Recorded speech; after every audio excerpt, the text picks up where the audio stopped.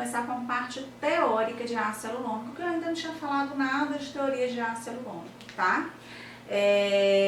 O que a gente vai começar? Da parte inicial mesmo, dos tipos de ácido, o que ele faz no corpo, né, no organismo, enfim, do preenchimento em si, que é o que todo mundo interessa. Então, para começar, nós temos que pensar que... Você passa aí, por favor, então, assim, vai para a votação.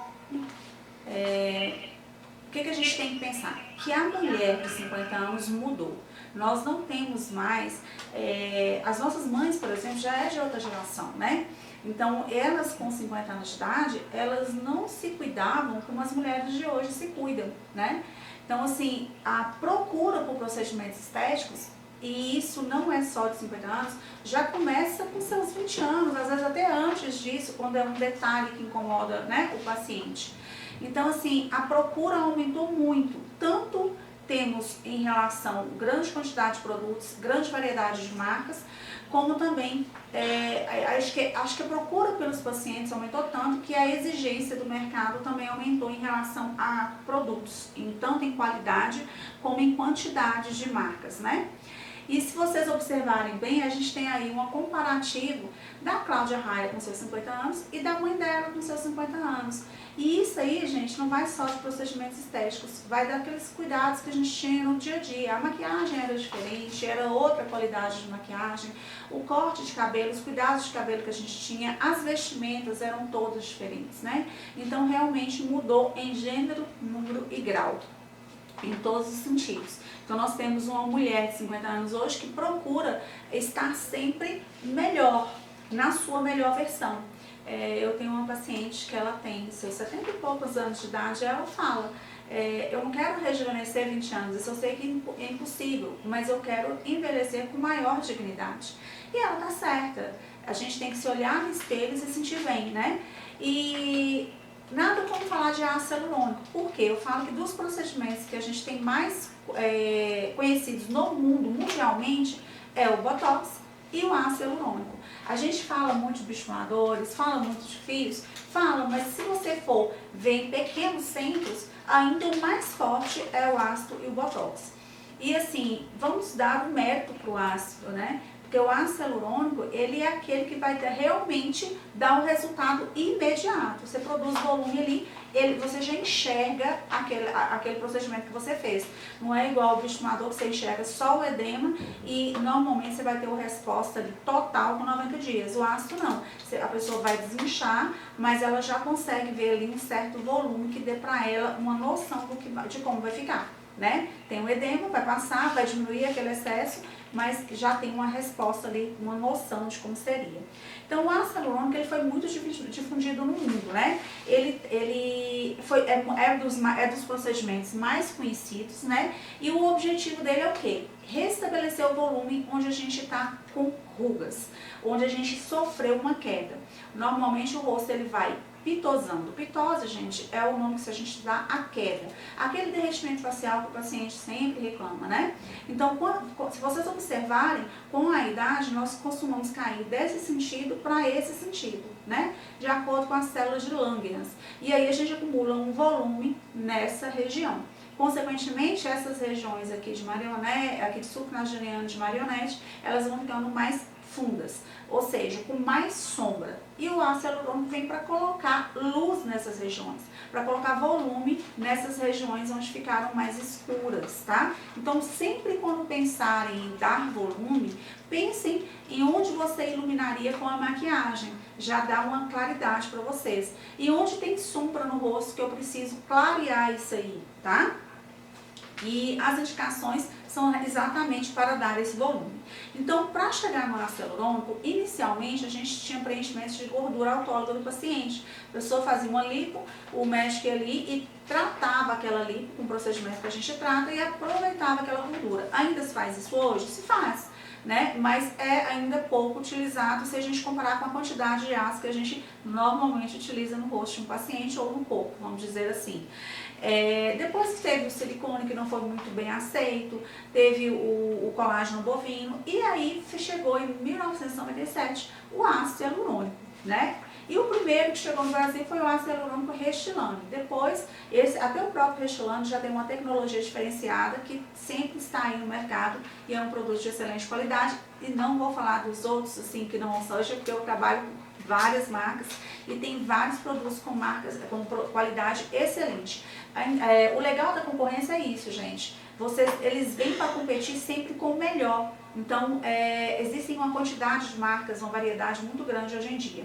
Então, com isso, o ácido hialurônico ganhou o mercado. Por quê? Porque ele é um produto biodegradável, ele é biocompatível com o organismo e ele tem a possibilidade de você, se você tiver algum problema, você aplicar uma enzima que desfaz esse procedimento, né? Que é a enzima hialuronidase e algumas pessoas chamam de hialose.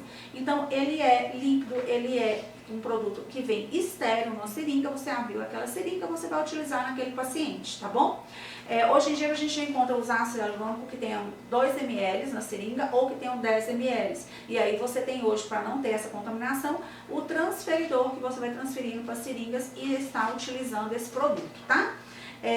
Qual é o objetivo, além de ganhar volume do ácido hialurônico? Outro objetivo seria a hidratação. Ele é um produto que ele tem hidrofilia, ou seja, ele absorve a água para aquela região onde você coloca. Então, quando você faz o ácido hialurônico para dar o volume, você vai perceber que com o tempo aquela pele naquela região, ela se mantém mais hidratada, porque tem ácido hialurônico naquela região, tá?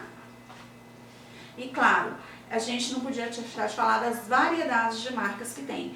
Eu não sei, por exemplo, já falam que tem mais de 150 marcas no mundo inteiro. No Brasil, eu não sei se chega a essa quantidade, mas todo ano chega aí várias marcas no mercado que estão para a gente poder conhecer o produto e ver a qualidade deles, né? Em relação ao ácido hialurônico, ele pode ser obtido de duas formas. O ácido hialurônico é obtido da forma animal, que é da crista de galos, e fermentativa, que é bacteriana, totalmente feito por uma filtração. E hoje a maioria, na verdade, dos produtos são de forma bacteriana, tá? A diferença que para vocês entenderem um pouquinho, eu não vou entrar muito a fundo sobre reticulação, mas para vocês entenderem sobre o produto, a gente tem que falar um pouquinho de monofásico e de bifásico, tá, gente? Existe ácido hialurônico monofásico, que eles falam que é mais homogêneo, ele é mais regular e mais gostoso de aplicar na hora que você injeta. E existe um ácido hialurônico que ele é bifásico, que é um ácido hialurônico que tem ele é mais heterogêneo, então ele tem mais irregular na hora de aplicar e ele não tem tanta seringabilidade. Para você aplicar ele é mais duro, tá? E isso eu não estou falando de classificação de mais leve, mais denso ou mais pesado, em relação a todos eles. Então, os monofásicos, gente, nós temos, os ácidos hialurônicos, nós temos 2 tipos de reticulação. O ácido hialurônico não reticulado e o ácido hialurônico reticulado. O ácido hialurônico não reticulado é aquele ácido que não possui ligações cruzadas. Esse ácido hialurônico é um ácido hialurônico que não dá volume. Ele foi feito apenas para hidratação. Eu não falei que o ácido hialurônico retém água? Então, a gente pode falar que são os skin boosters, né? O skin booster, ele dá uma hidratação, ele não dá volume. E tem ácido hialurônico que tem um pouquinho de reticulação, tá? E que foi feito para hidratar, mas são uma quantidade menor de ligações, não aquela quantidade de ligações maiores que dá sustentação, que dá volume. E nós temos, além dos não reticulados que não produzem volume, nós temos os reticulados, que são o ácido hialurônico que produz volume. E aí, gente, dentro desses ácidos hialurônicos que produz volume, nós vamos ter os mais de baixa densidade, de média densidade e de alta densidade. Ou seja, se eu tenho uma marca X, dentro dessa marca eu vou ter um ácido hialurônico de baixa, de média e de alta densidade, entendeu? Cada marca vai ter as suas representações de densidades diferentes. E todos eles com reticulação e eles também têm o sem reticulação, tá? E dentro desse produto ácido hialurônico, dessa marca, a gente tem que saber identificar qual que é o de baixa densidade e onde esse tem indicação. Por exemplo, muitas pessoas utilizam o ácido hialurônico de baixa densidade em região de boca, em região de viscosuplementação para hidratar a articulação da TM, Quando as linhas, as marcas do bigode chinês estão apenas começando, tem aquela linha bem sutil, também você utiliza de baixa reticulação, de baixa densidade. E aí, gente, a gente vai aumentando a necessidade, conforme a gente também vai envelhecendo. Quando as marcas vão ficando mais profundas, a necessidade da densidade do produto é outra, tá? Igual, por exemplo, perco muito volume no lábio, eu vou para um material de baixa densidade, de média densidade. O de baixa densidade vai dar só uma hidratação no lábio. O de média densidade dá um leve volume no lábio. E aí, se eu quero mais volume no lábio, aí eu tenho que usar o de média densidade, mais 2 ml para dar mais volume, entendeu? Por que eu tenho que pensar em densidade quando eu coloco na boca? A gente tem que pensar em mobilidade. Boca, eu falo muito. Então, se eu falo muito, eu quero que ela tenha movimento. Então, se eu colocar um produto muito pesado, que é o de alta densidade, eu não vou ter essa mobilidade natural. Então, sempre pensem em mobilidade da região para você escolher a densidade do produto. Então, é isso que diferencia a pessoa que vai trabalhar. Não adianta você pegar um ácido hialurônico de alta reticulação e ficar trabalhando com ele em todas as regiões da face. Você não vai conseguir o mesmo objetivo e a naturalidade que muitos estão conseguindo, tá? Então, é saber escolher o produto certo. Normalmente, gente, sobre reticulação, o ácido hialurônico não reticulado, ele vai em camadas bem superficiais, porque você só quer hidratar. E quando a gente só quer hidratar, a gente coloca o ácido hialurônico só ali na derme superficial, entendeu? Você vai reter água ali e vai hidratar aquela região. Já quando a gente tem um ácido hialurônico de alta reticulação, a gente normalmente vai colocar uma camada ou subcutânea, que é mais profunda, naquela gordurinha acima do músculo, ou justa óssea, que é abaixo do músculo. E aí vai depender da densidade. Normalmente, do objetivo e da camada que a gente se encontra para escolher a camada que a gente vai colocar, tá? Se eu quero lift, é justa ósseo. Se eu quero já só dar aquele contorno, aí já é subcutâneo. E aí, qual músculo que está na região? Eu vou pesar esse músculo? Pensem em camada. Por exemplo, eu tenho aqui uma camada que é dérmica e eu quero hidratação. Aí, nessa camada dérmica, eu faço um ácido hialurônico não reticulado. Aí, depois eu venho aquela gordurinha para depois vir o músculo. Então, eu tenho, até chegar aqui no músculo, a dérmica, a subcutânea e o músculo. E abaixo do músculo tem o osso. Então, se eu quero dar volume no paciente e dar lift, eu vou trabalhar debaixo do músculo. Que eu vou levantar toda essa estrutura aqui. O músculo, subcutâneo e derme. Então, eu tenho que trabalhar, se eu vou trabalhar justa óssea, com um produto que seja de alta densidade, para aguentar esse peso do músculo, do subcutâneo e da derme. Agora, eu quero dar apenas um contorno, mas eu não quero dar aquela sustentação, aquele volume. Aí eu posso trabalhar na camada subcutânea, que é em cima do músculo. Eu não preciso nem de um ácido hialurônico muito pesado, com alta densidade, porque eu não estou justa ósseo. Então, pensem na camada e no objetivo que você quer trabalhar nessa região. Por exemplo, vamos falar de músculos. Músculos elevadores da face nós temos nessa região. Nós temos o músculo elevador do lábio superior da asa nasal, do lábio superior, do ângulo. Temos o zigomático menor, o zigomático maior. Todos eles passam por aqui e todos eles são músculos elevadores. Se eu quero dar lift nessa região, fazer esse resultado aqui, lift, eu trabalho justa ósseo. Então, eu venho aqui no zigomático, trabalho justa ósseo, venho aqui na premaxila, né? Trabalho justa ósseo, eu dou lift, eu elevo toda essa região. Então, eu trabalho justa, e aí eu tô acima do músculo. Tudo que eu trabalho acima do músculo de ácido hialurônico, eu vou pesar esse músculo, e são músculos elevadores. Eu quero pesar esses músculos elevadores, porque se o paciente tem um sorriso de uma altura boa, eu não quero pesar. E se eu não quero pesar, eu tenho que trabalhar com um ácido hialurônico de média reticulação no subcutâneo, para não pesar esses músculos. Agora, se o objetivo é pesar esse músculo, porque eu quero abaixar o sorriso do paciente, aí eu vou pensar no produto de alta densidade na camada subcutânea. Então, pensem sempre dessa forma, qual músculo está nessa região? Eu devo pesar esse músculo? Vai me causar benefício no paciente eu pesar essa musculatura? Porque é diferente quando a gente trabalha nessa região de terço inferior, que tem basicamente aqui músculos depressores. Então, eu posso trabalhar nessa camada aqui nesse terço inferior com alta densidade, tanto no subcutâneo, que não tem problema se eu pesar um músculo depressor, que aí eu diminuo mais ainda a força dele, como justaósseo, entendeu? Então pensem nessa situação quando vocês forem escolher a densidade do produto. O ácido hialurônico, ele é considerado um ácido hialurônico de grande